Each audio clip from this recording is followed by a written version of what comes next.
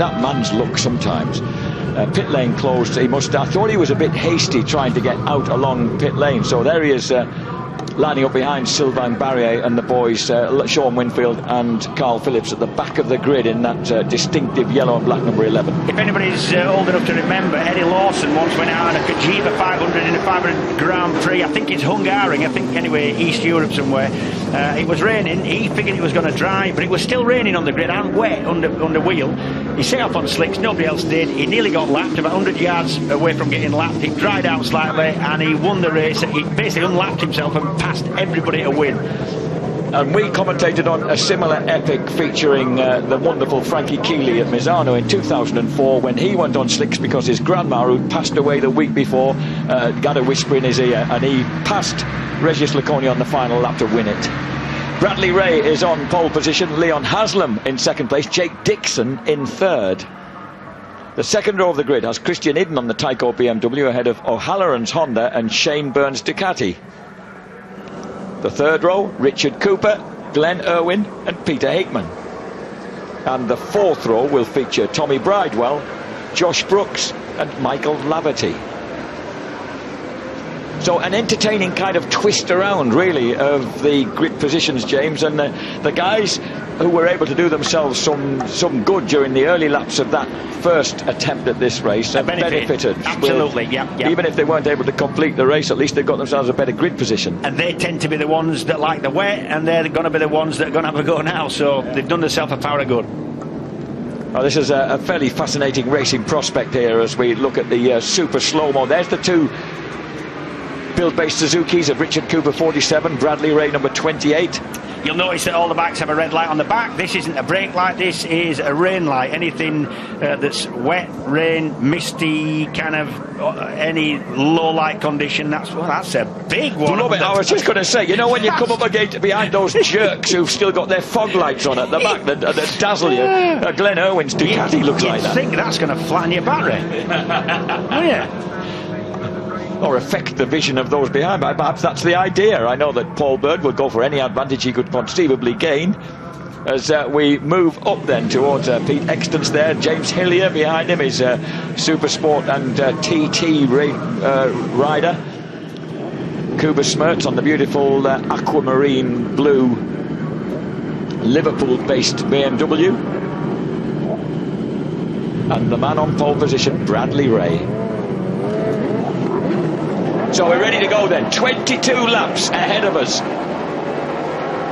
The lights go off, and a terrific start on pole position for Bradley Ray, but he's got to go the long way around the outside, and Haslam's just going to clock in ahead of him, but perhaps run a little wide, and they're understandably cautious through the first turn. Is it the 20-year-old who gets the run-up? No, Haslam drops her foot and moves in. Oh, look at Richard Cooper. He moves through to make it a 2-3 for build-based Suzuki. One of the Tyco bikes around the outside was that. That looks like, is it Christian? No, Christian red helmet. That must be Michael Laverty. So as they come, well, we're trying to make their way along. Christian into third place ahead of Bradley Ray. This is going to be a topsy-turvy, tiptoe race. Look at Cooper, man. The veteran little Nottinghamshireman looks as if he's about to take the lead from the pocket rocket, and he does. Yeah, Richard Cooper leads. Yeah, Richard Cooper absolutely brilliant in these conditions. He's a really good rider in any conditions. Loves racing his motorbike. He races mini bikes, flat track. There's all number of two-wheel kind of sport, and loves every bit of it. And it's good in these conditions. His PSB wins have generally all been in dodgy conditions. He's been victorious here in British Super Sport at Brands Hatch. He loses the lead again, but in fact he just tools round on the inside and retakes it from Leon Haslam. But Haslam's not going to give up on prodding his way through if he can possibly do so. Christian Idden running in third place. Jake Dixon, Brad Ray, Glenn Irwin, Shane Byrne seventh. Yeah, very much tiptoeing their way around, finding out where the grip is and more importantly where it isn't. They'll be keeping away from all the white lines, all the painted surfaces. They'll be going careful and really watching what they're doing over the grid, because the grid is paint, and that means that they're not going to have as much grip, and you can get the thing lighting up even on the straight here as they go over the grid. See, the grid's painted there, the grid markers. So as they howl past us now beneath us, it's the lead for Richard Cooper. So it is a build-based Suzuki lead. It's just not the one we necessarily expected, and behind him Leon Haslam and Christian Iden being pressed by Jake Dixon. And Glenn Irwin, and notice that Shaky Byrne has regrouped. He's moved past Brad Ray into 6th place. You've got to take your time in these conditions, find out where the grip is, and you saw that Jake Dixon sneaking up the inside of Christian Iden there. Jake's fancying this. You see that coming out of the corner though, he opened the throttle, the bike spun up, you see that, and you've got to, at that point, that wasn't dangerous, but you've got to just close.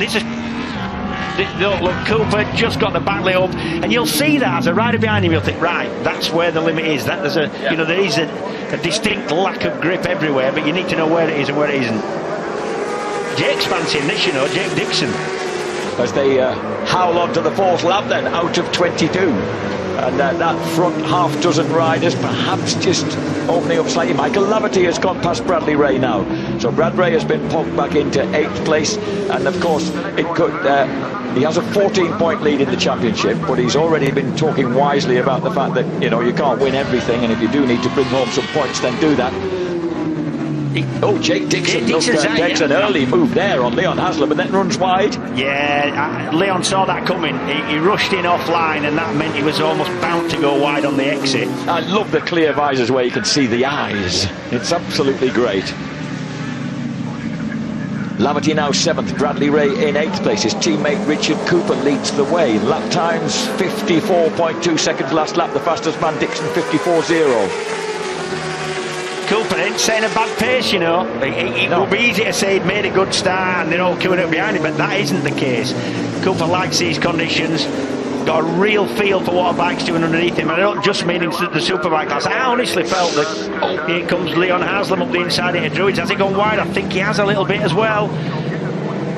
Cooper then chucks back up the inside. Back in 2016, when Cooper was last in British Superbike Exchange before he went off international Superstock for a season, he finished 2nd here in evil conditions on the Brands Indy circuit to Josh Waters. Josh Waters was an unbelievable wet weather expert. That's a Halloran, and he's behind Carol Ryder. That's a long way back. I wonder what...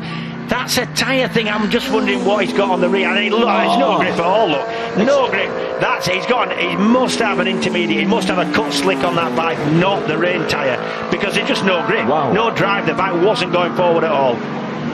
He's gambling on it drying out. Yeah, and I think that's a big gamble. As they come up the hill, here's Jake Dixon now making a move on Richard Cooper, but oh dear me, boys, and Michael Laverty looking convincing and go around the outside of fella Ulsterman Irwin, which he does. You don't see that often. No, that was impressive. Well, Michael Laverty, those dazzling blue eyes will be lighting up behind the helmet visor right now.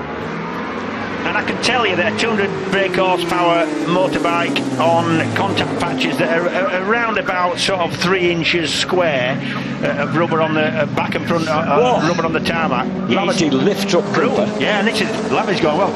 I can tell you that bad things can happen in an instant. Honestly, in these conditions, you have no idea how close you are to crashing every single corner of every single lap. And presumably you're aware of that, you can feel that. Oh, yeah. I remember Silvergate Tolley got it dead right at a really wet Nürburgring. He says, I nearly crashed maybe 30 times. Yeah. And that's to go fast in the way, you've got to risk it a lot. Look at this, there's a proper to-do going on between the two BYs and the Ducati boys, because Glenn hasn't liked the fact that Shaky's gone past him, and he keeps steering his way alongside him to see if he can retake that position. Oh, and that's a move by Shaky. Nice one into Graham Hill Bend, moves him past Richard Cooper.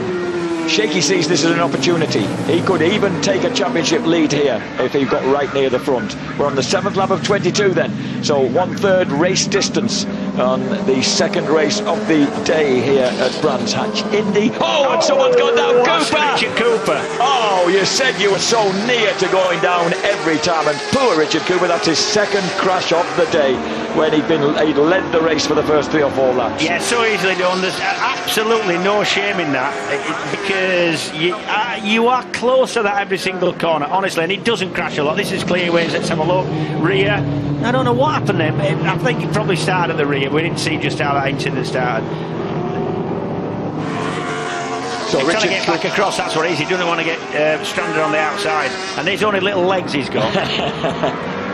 So that leaves it's now the front six becomes a front five. The second wave is led by a surprisingly retrospective or introspective Christian Iden ahead of Brad Ray and Tommy Bridewell, Peter Hickman ninth, Luke Mossey in 10th place. That's a good ride for Skywalker. He doesn't care for these conditions. Taron McKenzie has overtaken Josh Brooks on the McCams Yamaha. He's now 11th, Brooks 12th, Buchan 13th. Oh, here comes Michael Laverty. Michael Laverty takes the lead. And we I've forgotten that Michael had this kind of skill in the time, have we? No.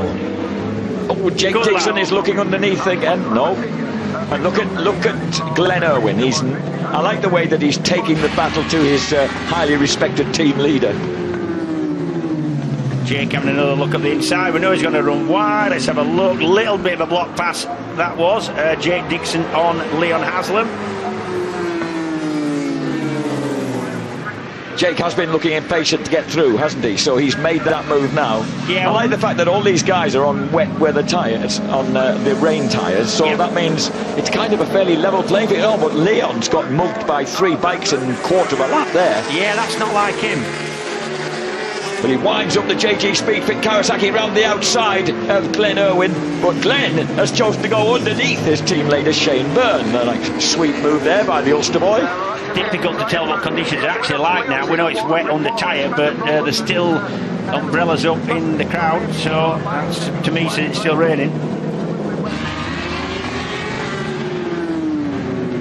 Last lap 53.1 for Michael Laverty, fastest lap of the race, and he's just stood up that Tyco BMW and headed off. Well, this will be pleasing Philip Neal. He says, I'm never tired of watching his lovely riding style, Michael Laverty's way of riding a motorbike, and it's rewarding him here, smoothly running at the front. Yeah, so they're doing 53-second laps, and just to put that in perspective, if you came to a track day with any bike you care to have, you would not do a 53-second lap in perfect conditions. Honestly, that ain't a bad lap. You would not need to convince me of that, James. No, honestly. I'm talking about me in particular. However, as they storm up Haywood Hill, he is shaky, making a move on Jake. Ooh, and he may have spent a couple of years encouraging Jake to go faster, but he's taking no prisoners there. He just moves through. So it's second and third now for the Be-Wiser Ducatis. Again, Glenn Irwin. I think it was pretty sketchy conditions he won in last year to take his maiden victory in British Superbikes. Yeah. Here's the Christian Iden battle with, look at this, Bradley Race gaining in confidence and has moved past Iden. Then Josh Brooks is next man through.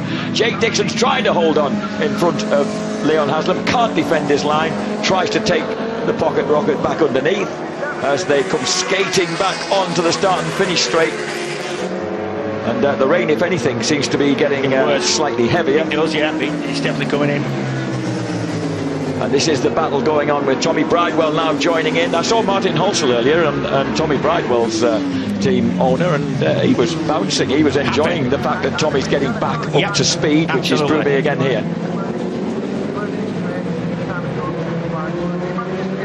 12th lap of 22.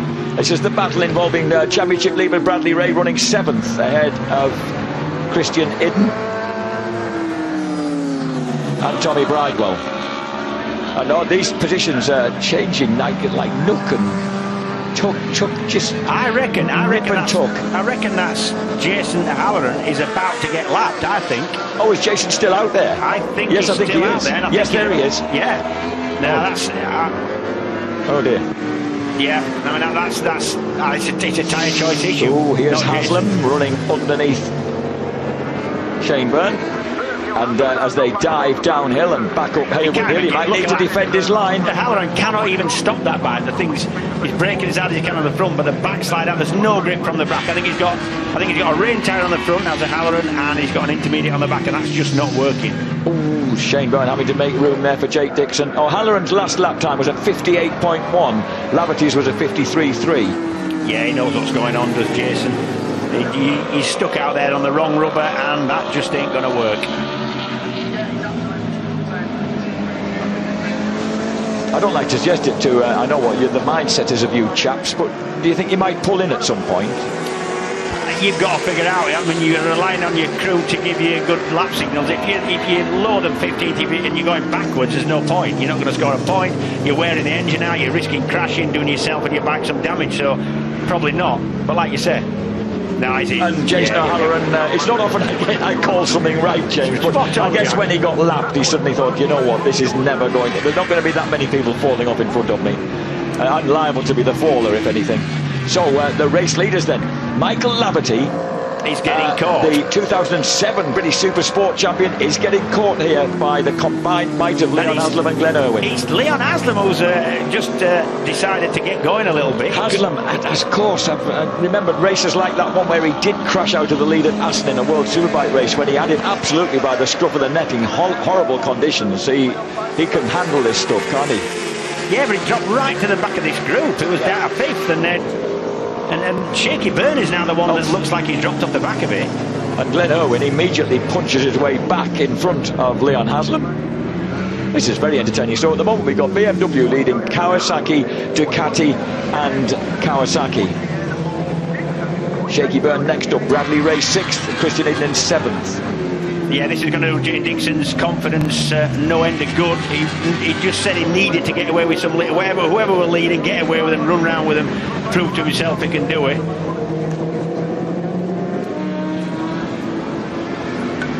So we're on lap 15 of 22. It's amazing how quickly you come to the kind of the vital closing stages of races around here. Yeah, and this is doing... this is really good for Michael Laverty because Haslam and Irwin are knocking lumps off each other, and that's definitely holding him up. Michael Laverty, 35 years old now, who won the last race of 2015 here at Brands Hatch, obviously on the GP track.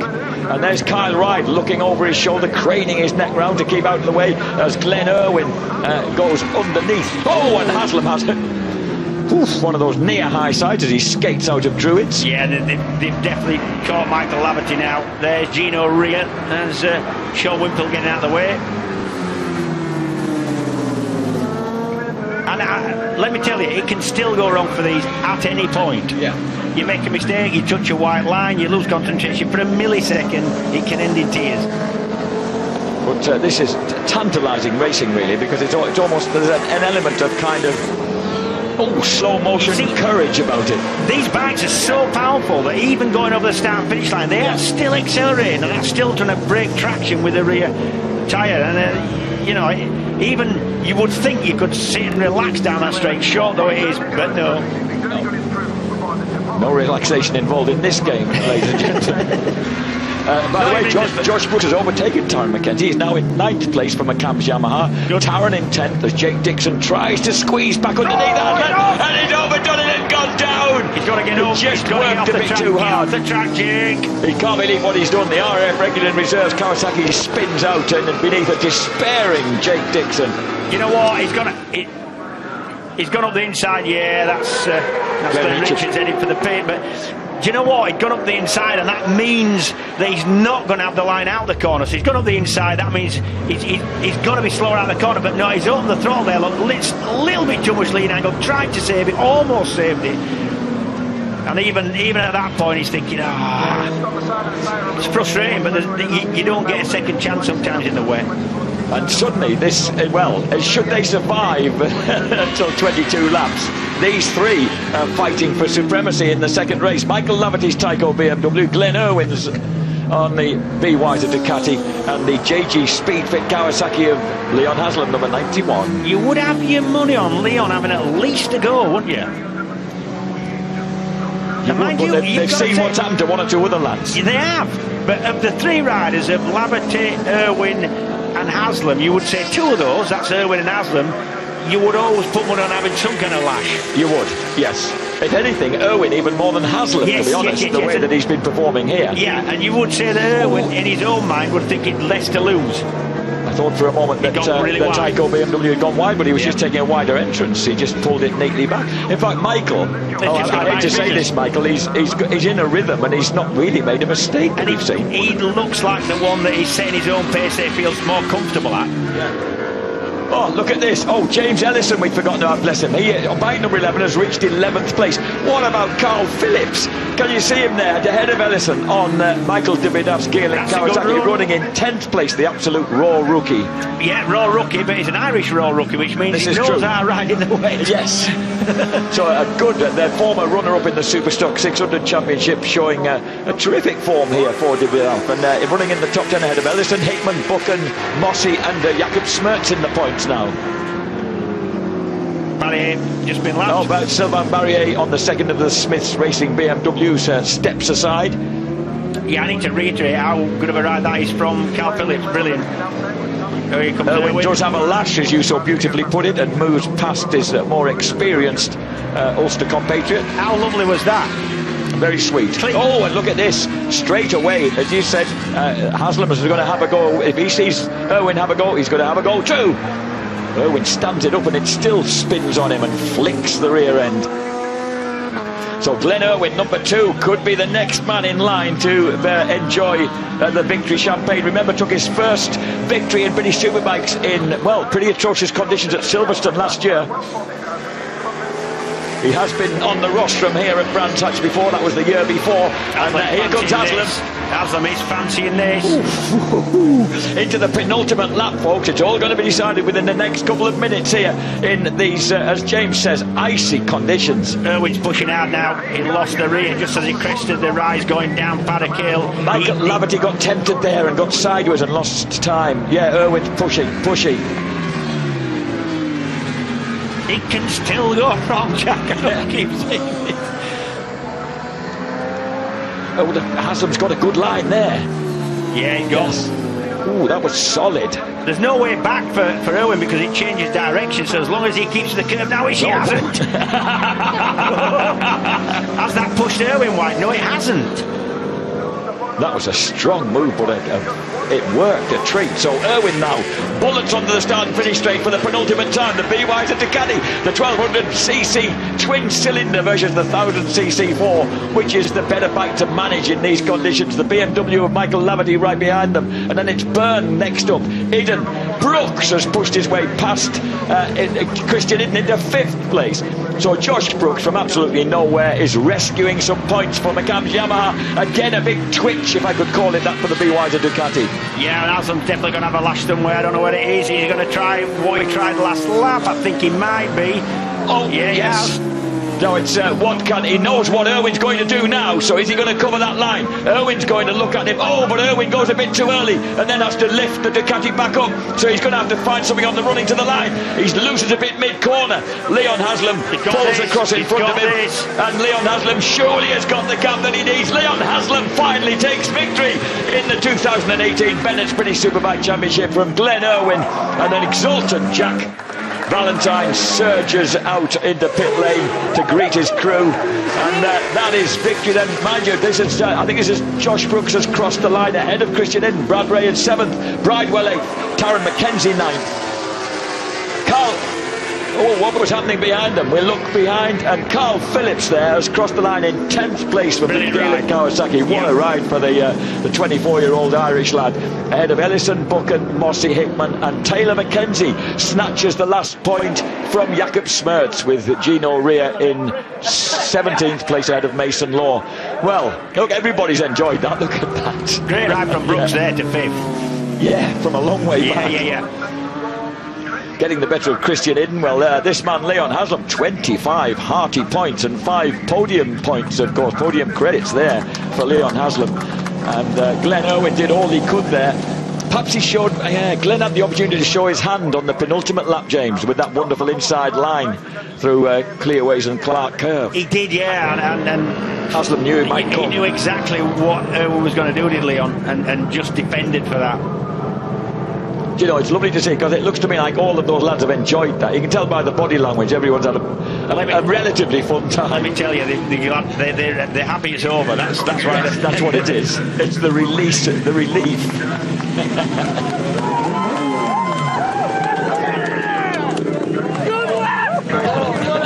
Yeah, Simon Green, old mechanic of mine there with the glasses on his head. Don't know why he's got his sunglasses up there, but he ain't going to need them today. That's Jake running back. So Leon Haslam, Ron Haslam, his dad there. Proper fucking move. Proud of you, mate. And that's obviously there's a big sense of relief there, because they've struggled across the weekend. They have, yeah. So Leon Haslam then brings joy to Pete Exton's JG Speedfit Kawasaki crew, and I thought that might have been Bradley Ray underneath there. He finished 7th, so he got 9 points, and with Shaky Byrne finishing 4th, so he didn't lose that many. He only lost about 4 points to Shaky. Not a bad result for a lad inexperienced in these conditions on a big bike. Leon Haslam wins it then from Glenn Irwin and Michael Laverty, the long-time leader for Tyco BMW. Shane Burns, B. Wiser, Ducati eventually had a steady ride to 4th place on his own. Josh Brooks got the better of Christian Idden late on for McCann's Yamaha to snatch 5th place. Bradley Ray, fairly comfortable it seemed, if that's the word, in 7th, ahead of Tommy Bridewell, who just edged out a flying Taron McKenzie. So the two McCann's Yamaha in the top 10, ahead of Carl Phillips. Wonderful result for the Gearlink Kawasaki. 11th place for James Ellison from the absolute back of the grid. Danny Buchan in 12th ahead of Luke Mossey, Peter Hickman, and the final point goes to Taylor Mackenzie's Moto Rapido Ducati, just from Jakob Smertz, Gino Rea, Mason Law, Barrier and Ride. The championship standings then after that very testing race, and 10 points separate Bradley Ray from Shane Byrne prior to Alton Park in a fortnight's time across bank holiday. Leon Haslam is not so far back now, 14 points off the lead and just 4 points behind Shane Byrne in 3rd place. Glenn Irwin on 48 points is now 4th. Michael Laverty, 36 points, is 5th. Christian Idden, his Tyco BMW teammate, also edges into the top 6 on 33 points at the expense of the luckless Jason O'Halloran. In fact, the two luckless Honda Racing teammates, O'Halloran and Linfoot, now 7th and 8th. Danny Buchan 9th, Luke Mossey 10th. 11th place for Josh Brooks now on 23 points, ahead of James Ellison, Jake Dixon, Tommy Bridewell, Peter Hickman and Taron McKenzie.